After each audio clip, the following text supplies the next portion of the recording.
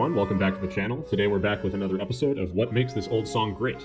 The old song we're going to be talking about today happens to be the Trio Sonata No. 1 in G minor by Elisabeth Claude Jacquet de la Guerre. This piece was composed around the year 1695 in Paris, France.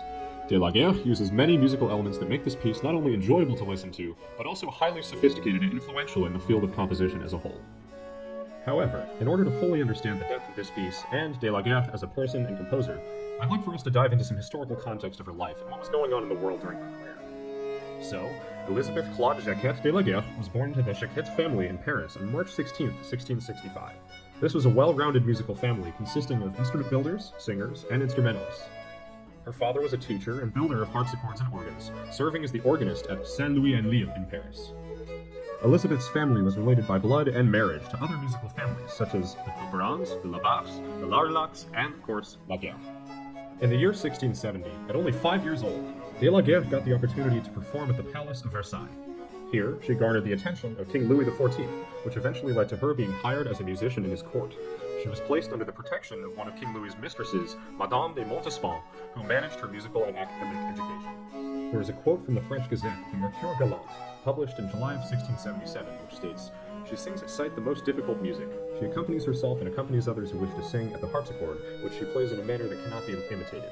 She composes pieces and plays them in all the keys asked of her." Despite the pressures placed on women to stay in the home during this era, Elisabeth continued to regularly work as a musician even after her marriage and after the birth of her first son. During the years following the composition of Trio Sonata No. 1 in G minor in the year 1695, most of her close family members unfortunately passed away, including her only son who was 10 years old, her mother, her father, husband, and her brother Nicholas. Despite dealing with this incredible adversity, de la Guerre continued to compose and perform until her death in 1729. Let's now look at some musical examples from her Trio Sonata No. 1, which demonstrate how great of a composer de la Guerre really was. The first musical aspect that I really want to highlight is de la Guerre's implementation of French Baroque ornamentation. At the beginning of the first movement, we can hear the performers in this recording using trills, grace notes, and mordents, which may be more implied than prescribed. This particular performance is by the group Infusion Baroque. During this time period, it was extremely common for performers to use ornaments, or agréments, to add flair and elegance to their performance. The simplistic beauty of de la Guerre's writing allows performers to put their own spin on the piece, as she likely would have done performing on the harpsichord.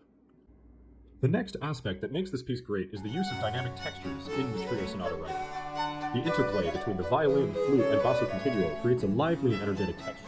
The contrapuntal dialogue between individual instruments is a major part of Baroque music, with this piece being an amazing example of this idea of interplay, or call and response.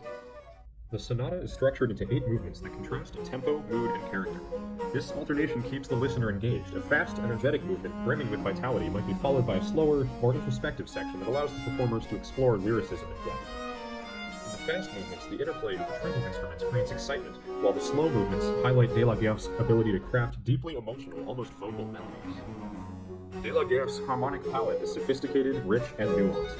She employs chromaticism and unexpected modulations to heighten emotional drama, pulling the listener through moments of tension and resolution. For example, in the slower movements, you can find some poignant suspensions. De la Guerre's minor key writing, especially in this piece, enhances the somber, reflective mood she's trying to encapsulate, while the brighter sections bring contrast and relief. French Baroque instrumental music is deeply rooted in the rhythms of dance. Even within the context of Trio Sonata, de la Guerre incorporates stylized dance forms, such as the allemande, courante, and the sarabande. Although in this piece, the rhythms are not to be physically danced, de la Guerre's writing evokes their spirit through rhythm and phrasing. De la Guerre was not the only composer to incorporate elements from his dances, however. Here is a fairly obvious example of this concept from Les Allemands from the 1702 ballet titled Fragments of Monsieur Lilly by André Conrad.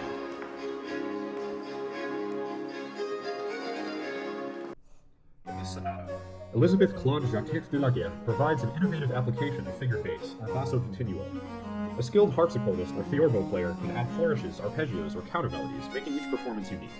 This flexibility showcases the interactive nature of Baroque performance practice and the creativity required of the continuo players. An extremely salient aspect of this piece is de la Guerre's ability to simultaneously adhere to French Baroque conventions while also remaining free from the boundaries of any specific style. De la Guerre grew up witnessing the famous feud in France between the Luists and the Ramists. Luists criticized Rimbaud for straying from the traditional French style of opera. On the other hand, Ramists embraced Rameau's emerging style of French opera, which was much more raucous and harmonically adventurous, drawing newfound influence from Italian opera. De la Guerre demonstrates a clear aptitude towards synthesizing both authentic French and Italian musical elements through her compositions in a natural and effective way. They combine the French galanterie, meaning elegance and refinement, with the Italian vigor and complexity, showing her fluency in the cosmopolitan styles of her time.